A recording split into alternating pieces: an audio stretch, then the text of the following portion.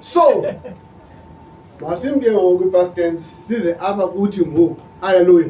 Sijonge ezizezithi indawo ngoku. Haleluya. Ngoba xa sishumelayo ungamthatha uYohane wenza umzekelo ngaye. Amen. So gqiba umyeke uYohane uze ebantwini. Ngoba uthunyelanga kuYohane, uthunyele kwaba balapha. Aba balapha kufuneka ubaxele namhlanje ngengomso wabo malunga ngale nto baxelela yona. Haleluya. So nathi ke ngosinazo indawo ezezethu. Haleluya. Eqala indawo yakho yile yakho ikuThixo. Haleluya.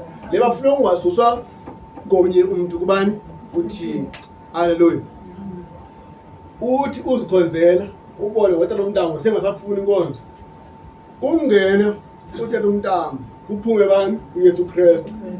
Njani sive ngamo sithi hayi ngihlutha ukuthetha umntango ba. That is why ningazange konzeni. That means ngoba ayiseka indawo kaYesu Kristu uphume bani? Indawo kaMntana. Because wena akabazi ukuthi ngenxa kabani? kaMntana. Haleluya. Amen. So ufuna ukulwele indawo yakho kubani? kuThixo. Because wethe ndihamba ndosendawo zokuhlala. Haleluya.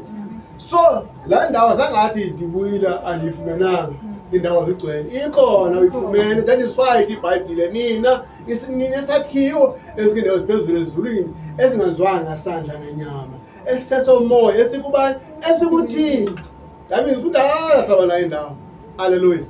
ekuThixo phi? ezulwini umzimba onganzwanga ngasandla. Haleluya. Ithi abonganakalizi nanumntu ungangeni nasela khona. Amen. That means na indawo phi? uThixo ezulwini. Haleluya. uYesu wayengaqoki sayifumana manyanyana. Haleluya. So indawo yokuqala ikubani? uThixo.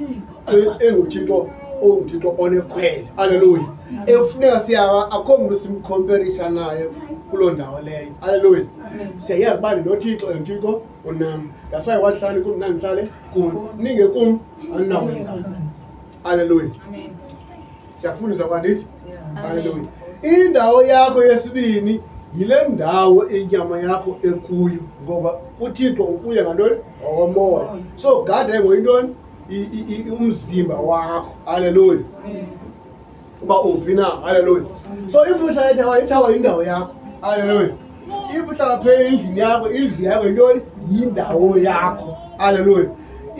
Umzimba abukhoyo noba usebhasini ufuhle esitulo, yes zizitulo zakho. Isawubasha sakho sawuye kuba sakawutheni awehlekile. Ngoku uhleli sentoni? Sesakho. Haleluya. So xa ufika endlini njengohle kwesitulo wena situlo sesakho.